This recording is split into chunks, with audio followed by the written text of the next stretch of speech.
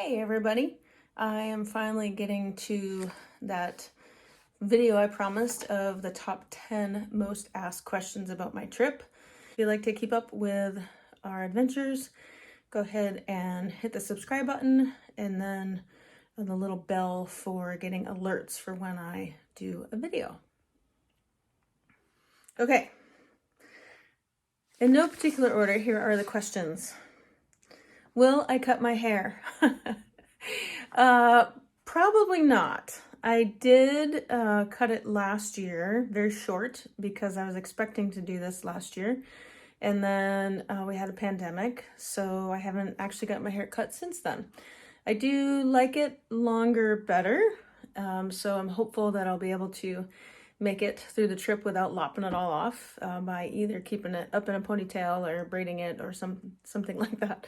So hopefully not. Hopefully no to the cutting my hair.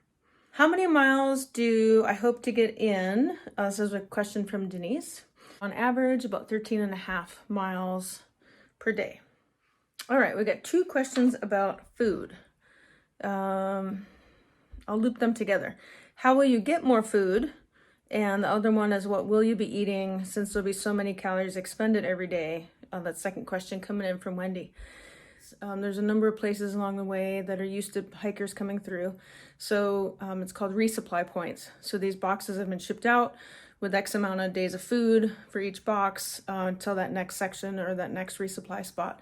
And generally what I'll be eating is a cold soak, oats in the morning. So I've made that all here at the house. So some gluten-free quick oats, some dried fruit, dried milk, a little bit of sugar, a little bit of salt, and some protein powder. I can make that hot as well, but it's kind of easy just to throw water in it at night, let it soak overnight, and then have it in the morning. A bunch of snacks throughout the day just to try and keep the calories up. There's a pure protein bar in there every single day, but also some beef jerky, all sorts of different little snacks along the way. I can't even think of them all right now. And then for dinner, most nights will be some form of a dehydrated meal, all sorts of different brands. I'm definitely concerned about the calories. I mean, obviously I'm going to be burning a whole lot, but I also wouldn't mind losing a little bit of weight along the way too. Not my main goal, but I wouldn't mind. So I think the food is somewhere in the 2,200-ish calorie range for me per day, maybe 2,000. So I'm trying to get enough in there. And obviously if I'm feeling super hungry along the way, I can always get different things shipped out to me. Next question came in from my cousin Josh. How heavy is your pack? That's something I've spent a ton of time and energy and money on, trying to get lighter and lighter and lighter. It's currently weighing about 15 pounds for base weight. So those are the things that aren't going to change weight. That would be the pack itself, the sleep system, in my case, a sleeping quilt, sleep pad, and a pillow, and the tent, and then any clothes or those sorts of things that just have a consistent weight. Once I add 2.5 liters of water, which is hopefully what I'm going to carry each time. There are some spots I have to carry more water than that. And then on average 4 days of food, it comes in just under 30 pounds. So I'm hoping to keep it under 30 pounds. I think there's only one day that I'll have 5 days worth of food. All the other resupplies are somewhere in the ballpark of most of them are 3 or 4 days at a time. So I should be able to keep it under 30 pounds, which is my goal. Another question I get asked a lot is, which direction are you going? And the most common direction for anybody to hike the Pacific Crest Trail or the Appalachian Trail or the Continental Divide Trail, PCT, AT, or CDT, is from south to north.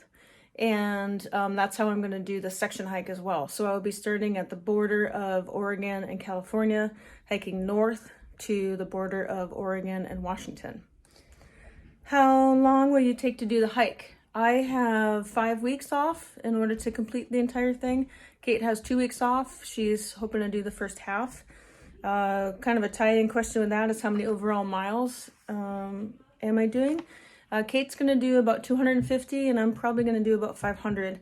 The whole state is somewhere in the 460-ish range, but there's a bunch of miles you kind of got to do going in and out of towns and getting to different resources and those sorts of things. What's going to happen if I get off schedule?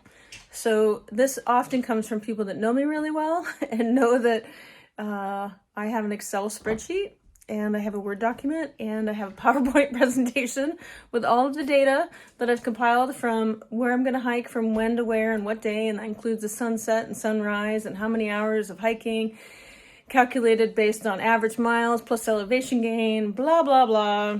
And a lot of people that know me know how much I like to organize things. But to be honest with you guys, that's what I need to do to make myself feel comfortable. And I also know that it's possible that by day 2, the schedule is going to be completely off. So I'm really looking forward to just kind of weighing it. Even though I have this dialed in plan, it was really just a way for me to set a metric so that I know how far I need to get within a certain amount of time. We have some reservations along the way that we'd like to meet, but worst case scenario, we don't get there, we don't get there. I really just want to try this and see how it goes. Maybe I won't like hiking for 5 weeks.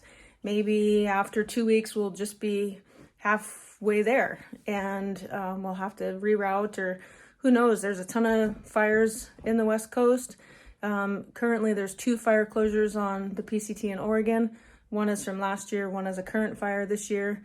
That could change any minute, any day, any minute. I have a lot of resources to keep up with that. I'm not anticipating that to be any trouble other than just needing to get off the trail. So, so even though I have the set plan and I've got things printed out and, an idea of what I want to do, I'm actually really comfortable with that not happening and just doing whatever I need to do to get as much as I need done as I'm doing it. And, maybe I'll hike for 2 weeks and decide I hate it and be done. We'll see what happens. That's part of the journey for sure. The last question I decided to be the deepest asked question, and that came from my friend Laverne. What part of this hike are you most looking forward to? I think overall, the reason why I'm doing this is to challenge myself. I really do want to do some of it solo. As of right now, I'll have about 10 days total, split in 5-day sections that I'll do solo. I don't know. I just really want to push myself to see what comes of this experience. I think it's going to be life-changing in one way or another. And I don't know. I've done 1 week trips before. I've never done anything longer than that for backpacking. And I don't know. It's almost like the thing I'm most looking forward to is finding out what I learned the most out of it. I don't know if I have any certain expectations in that regard. So thanks for all your questions. And like I said, if you're interested in keeping up with how things go on the trail, push the subscribe button and the little bell so you get the alerts when I post new videos. I'm hoping to send them out every 3 or 4 days, just when I get access and availability to do so. All right, thanks everybody.